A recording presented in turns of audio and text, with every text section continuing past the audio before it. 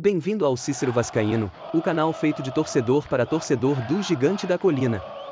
Aqui você vai encontrar notícias atualizadas, resenhas, análises de jogos, bastidores, debates e muita paixão pelo Clube de Regatas Vasco da Gama. Nosso objetivo é informar, entreter e aproximar ainda mais a torcida vascaína, levando conteúdo com seriedade, mas também com a leveza da resenha que todo vascaíno gosta. Inscreva-se, ative o sininho e venha fazer parte dessa família Cruz Maltina. Essa é a maior loucura do mundo. Ah. Eu saí mais satisfeito do jogo de ontem do que do 6-0 contra o O Santos. quê? Saí mais satisfeito do jogo que o Vasco fez ontem contra o Botafogo do que do 6-0 contra o Santos. Eu saí mais feliz do que o do 6-0.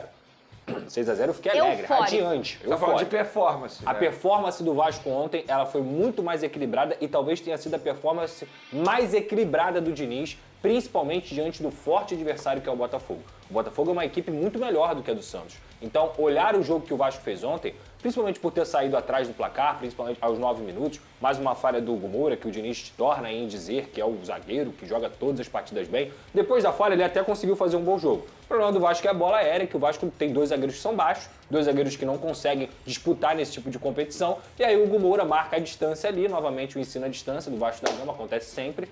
Ele marca a distância o Arthur Cabral, e o Arthur Cabral acerta uma bela cabeçada. Eu vou ser sincero, tá? Pra mim, a galera ficou bolada comigo ontem. Eu vou discordar. Pra mim, é bola defensável. Pro nível do goleiro que o Léo Jardim é, pro jogador que é o goleiro mais bem pago do futebol brasileiro, aquela bola é defensável. Mas eu Testada acho que era uma bonita. cabeçada longe. E ele poderia ter tido uma explosão maior naquele lance ali. É só a minha visão, tá? Isso não quer dizer que tá certo ou errado. Dito isso, o Vasco conseguiu empatar rapidamente e talvez por isso o desempenho do Vasco tenha sido bom. Porque se tivesse demorado um pouco mais para empatar, psicologicamente dentro de São Januário, as coisas iam ficar mais complicadas. A torcida ia começar a cobrar, o time ia começar a ficar nervoso com a bola no pé e o Botafogo ia poder usar as transições. O Nuno consegue fazer o cruzamento pro Jair e esse é um cara que, pra mim, não só foi o melhor em campo, mas também é uma excelente notícia pro torcedor do Vasco. Sempre defendi o Jair aqui, sempre falei sobre o Jair. E ele e o Barros foram extremamente competentes para fazer o Vasco ser equilibrado, para fazer o Vasco competir. Ou vocês acham que é fácil enfrentar Danilo e Marlon Freitas, que são dois jogadores extremamente qualificados? O Barros e o Jair ontem, eles não só foram superiores à dupla de volante do Botafogo, como o jogo equilibrado que o Vasco fez passou por eles. Logo depois do empate, eu acho que o jogo ficou um pouco mais morno, equilibrado. E aí o Vasco volta para o segundo tempo, e aí sim, quando eu digo que o Vasco merecia vencer, tem a ver com os 10 primeiros minutos da segunda etapa. O Vasco massacrou o Botafogo. Teve 3, 4 chances de gol ali claras e que poderiam ter feito a virada do Vasco da Gama. Depois dali, o Botafogo novamente equilibrou a partida porque o Vasco cansou. Aí o Diniz fez as substituições, colocou o David, colocou também o Carlos Andrés Gomes, mas não deu tão certo. A partir dos 25 minutos, o Botafogo teve uma chance até com o Caio Pantaleão, um chute de fora da área, e teve a falta do Alex Telles também, que passou perto. De lá pra cá, o jogo ficou morno. Então, pra mim, sinceramente, eu acho que foi um jogo equilibrado, em que o Vasco foi ligeiramente melhor e poderia ter saído vencedor. Mas tá longe de ser um absurdo. O que fica de positivo pro torcedor do Vasco é justamente o que eu falei. É o jogo com bola, é o jogo sem bola, é a atenção que o Vasco teve tirando o gol do Botafogo durante os 90 minutos. Mais uma vez, a torcida do Vasco fez uma festa maravilhosa lá em São Januário também. E o confronto tá aberto. Eu continuo achando que o Botafogo é favorito pro Nilton Santos. Eu continuo achando que o Botafogo é o melhor mandante que o Vasco nesse momento, até mesmo em comparação com o Nilton Santos com o São Januário. O Botafogo tem mais time, repito, é o favorito. Mas a sensação que o torcedor do Vasco saiu ontem de campo dá pra classificar. Grande notícia para a torcida do Vasco, tá? Olha, Admar Lopes é simplesmente um dos melhores diretores executivos de futebol que apareceram nos últimos anos no Vasco. Bom, por que eu tô falando isso? E tô aqui para parabenizar a diretoria do Vasco por ter encontrado o Admar Lopes e ter trago ele aqui para trabalhar no Vasco. São alguns reforços que eu vou citar aqui, desde o Thiago Mendes até o Matheus França. No meio dessa turma tem Robert Renan, Andrés Gomes, olha, vou falar para você, hein, pontualmente interessante, né? A janela de transferências aí do Admar Lopes até então. Obviamente, né, poderia ter sido um pouco mais com impacto, mas por conta da situação financeira atual do Vasco. Mas observando todo esse cenário, vamos lá, só para você pensar aqui, o Vasco, para trazer o Barros de volta ao clube, teve que agir junto com o Admar de uma forma muito inteligente. Checkmate! Admar Lopes foi até o América Mineiro e percebeu que o Clube Mineiro estaria ali evoluindo, né, numa venda de um lateral esquerdo chamado Matheus Henrique. E óbvio, ficou sabendo internamente no Vasco que os clubes, Vasco e América Mineiro, têm uma parceria em que o Vasco empresta de forma prioritária para o América Mineiro jogadores que estão no Vasco e o América Mineiro dá prioridade para o Vasco também nas contratações, né, de jogadores que saem dali. É basicamente ali o mesmo estudo, né, a mesma viabilidade de clube-mãe e clube satélite. Diante desse cenário, o Admar Lopes percebeu que o Matheus Henrique, lateral esquerdo do América, estava saindo sem o Vasco ser comunicado. Então o que o Admar fez? Checkmate lá no América Mineiro. Chegou lá e falou, olha, vocês fizeram essa movimentação e o Vasco não foi avisado. Isso gera multa contratual, mas para não termos a multa, vamos trazer o Barros de volta e a gente não paga também a mesma multa, né?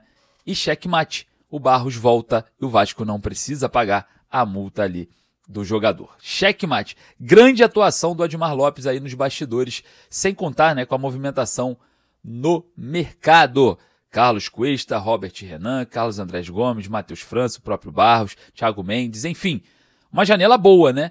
Diante das últimas feitas ali por Pedrinho, Felipe e o Marcelo Santana. Parabéns a Admar Lopes e parabéns à diretoria do Vasco por ter contratado esse diretor executivo. E olha só, e não para por aí, porque o Vasco está de olho em zagueiro. Segundo nossos amigos Na Torcida Vascaínos, o Vasco estaria de olho na contratação de Diego Carlos, zagueiro do Fenerbahçe, lá da Turquia, tá? Jogador de 32 anos de idade, um atleta até meio que experiente, né? Ali tem 1,85 m de altura, joga com a perna direita, zagueiro ali pela direita, tá? O jogador tem contrato até junho de 2028, é um atleta que tem um certo valor de mercado.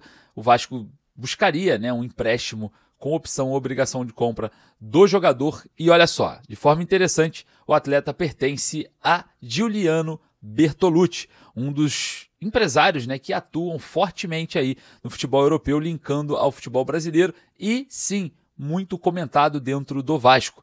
Giuliano Bertolucci pode, enfim, ajudar nessa negociação. A diretoria do Vasco ainda não parou, apesar de estarmos no dia 29 de agosto. E a janela de transferências, né? Óbvio, a gente está na sexta-feira, na terça-feira que vem se encerra. E a gente acompanha, né, os últimos momentos desse mercadão que o Vasco vem se fazendo presente agora, nesse final, de uma forma mais otimizada e muito mais direta para reforços, né? O Diego Carlos pode chegar e é algo que não é descartado. E o que você acha sobre essa possível contratação? Vai lá nos comentários. Rapaziada, olha só. O Vasco encara o Sport lá na Ilha do Retiro e eu não consigo deixar de tirar da minha mente a última partida que o Vasco jogou contra o Sport na Ilha do Retiro. Você se lembra, né? Raniel, pênalti, Rafael Claus, Alex Teixeira, confusão nas arquibancadas, né? Invasão ali tivemos naquele jogo. Infelizmente, pessoas completamente piradas ali foram para cima de bombeiros, estavam ali para protegê-los, né? Enfim. Mas olha só para você ter uma ideia. Naquele ano, 2022, 16 de outubro, né? O Vasco tomou o primeiro gol ali e depois um pênalti em cima do Alex Teixeira, marcado pelo VAR, fez com que o Cruz Maltino empatasse ali o jogo com Raniel, travando ali o ímpeto do Sport, né, e fazendo o Vasco manter uma certa distância à equipe pernambucana. Então, o que aconteceu naquele jogo? Algo muito especial. O Vasco conseguiu se garantir também por conta da pontuação gerada ali. E vou falar mais. Personagens estarão de volta à cena. Rafael Claus é o árbitro, mesmo lá de 2022, estará apitando também Sport Vasco nesse domingo. E também teremos aí, quem sabe, a presença de Alex Teixeira. Enfim, é muita coincidência, né? Mas vamos observar aí o Sport, né, que está lá na zona da degola, um dos últimos colocados, o Lanterninha, já praticamente, virtualmente rebaixado para a Série B. O clima pode estar pesado, a rivalidade é muito grande, só que eu espero que dessa vez, né, o capítulo seja diferente, a ação seja diferente. Paz no futebol, paz